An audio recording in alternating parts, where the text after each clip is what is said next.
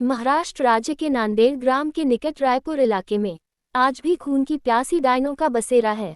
स्थानीय लोगों का मानना है कि यहाँ रात में गुजरने वाले लोगों को डायन पहले तो अपने वश में करती लेती है और बाद में उस इंसान का खून पीकर स्वयं को अमर करती है। वहाँ माना जाता है कि यह इलाका डायनों का है। यहाँ पर इंसान का कदम रखना खतरे से खाली नहीं है और अगर आप वहाँ पर गए तो किसी तरह की गलती आपके लिए काफ़ी नुकसानदायक साबित हो सकती है।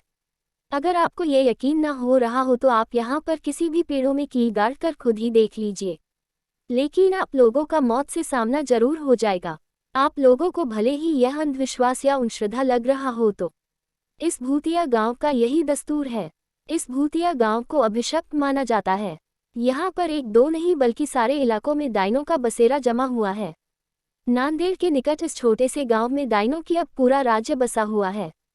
यहाँ पर ऐसा माना जाता है कि पहले यहाँ एक डायन रहा करती थी, लेकिन डायन ने गांव की कुछ लड़कियों की आत्मा को अपने वश में करके उनको अपने साथ लगाई। आज वही लड़कियां इन डायनों के साथ मिलकर खुद को अमर रखने की कोशिश करती है। ये गांव की वही जगह है जहां वास्तविकता में यहाँ के पुरुषों को रात में निकलने पर प्रतिबंध है। कब किस कौन सी जगह पर डायन उन्हें अपने वश में कर ले कोई नहीं जानता है। अभी तक यहाँ पर कुल 42 ऐसे मामले आ चुके हैं जिनमें से पुरुष लापता हो गए, लेकिन उनका अभी तक कोई अता पता नहीं चला है। यही माना जाता है कि डायन उन पुरुषों को मार दिया होगा। रायपुर में पेड़ों को काटने पर भी प्रतिबंध लगाई गई है। यहाँ पेड़ों के ऊपर डायनों के रहने की बात बताई जाती है। एक बार एक पेड़ काटने पर गांव के एक मनुष्य की मौत हो गई थी। तब से ही माना जाता है कि डायन का पेड़ काटने पर ही उसकी मौत हुई। यहाँ पर एक टूटी हुई हवेली के अंदर एक छोटी सी कोठरी है जिसमें कोई भी नहीं आता जाता है और माना जाता है कि इस अंधेरी कोठरी में जो भी गया वो वापस कभी लौटकर नहीं आया है। 16 लोगों की मौत की गवाह इस भूतिया कोठरी को यहाँ के प्रशासन ने भी सील कर दिया है। डायनों को अपने वश में करने के लिए यहाँ पर कई तांत्रिकों ने अपनी पूरी शक्ति लगा दी, लेकिन इस बीच 5-6 तांत्रिकों को भी मौत हो गई, जिसके बाद तांत्रिक भी यहाँ की डायनों को अपने वश में करने से घबराने लगे।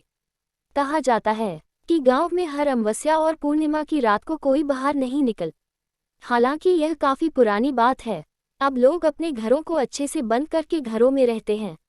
गांव के कुछ लोगों ने यह अनुभव किया है कि अक्सर रास्ते में चलते वक्त उन्हें अजीबोगरीब आवाजें सुनाई देती है, लेकिन पीछे मुड़ने पर कोई नहीं होता। गांव के रंजीत नाम के व्यक्ति ने तो अपनी बाइक पर एक डायन को लिफ्ट तक दी थी। काफी लंबा रास्ता तय करने के बाद उसे एहसास हुआ कि उसके पीछे कोई बैठा हुआ है, पर उसने जब पीछे मुड़कर देखा तो कोई नहीं था। रायपुर के लोगों का मानना है कि यहाँ कई साल पहले एक खूबसूरत महिला के साथ गांव के कुछ लोगों ने बलात्कार किया था। उसे बंदी बनाकर रख लिया और बाद में उस महिला की बेरहमी से हत्या कर दी। इसके बाद वही डायन बनकर यहाँ अपना बदला पूरा करती है।